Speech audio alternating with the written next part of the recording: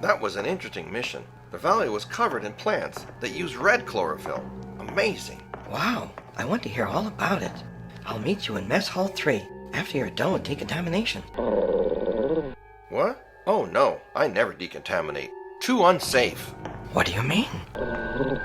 It's too risky. I stopped decontaminating after hearing about what happened to Lieutenant Paul Cuddy. He almost asphyxiated in a decon booth on the Exeter last year because of a faulty chamber door lock. I don't want to risk it.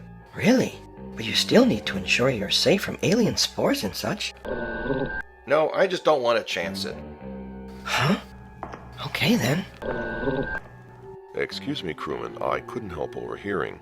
Yes, sir? The argument you are employing, Mr. Walking Bear, is not logical. In fact, it exhibits a neglect of probability, a cognitive bias. The argument seems to make sense.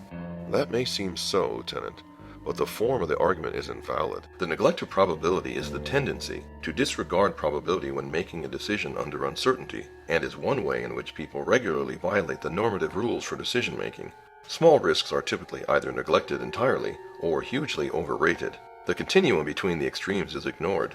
There are many related ways in which people violate the normative rules of decision-making with regard to probability, including the hindsight bias, the neglect of prior base rates effect, and the gambler's fallacy. However, the neglect of probability bias is different in that, rather than incorrectly using probability, the actor disregards it. Mr. Walking Bear, you exhibited this bias when you decided to repeatedly expose yourself to the very real risk of sickness due to contamination, rather than take the much more remote risk of being trapped in the decon chamber. Thank you, Mr. Spock. Of course. I should rethink what I'm trying to say. That would be best.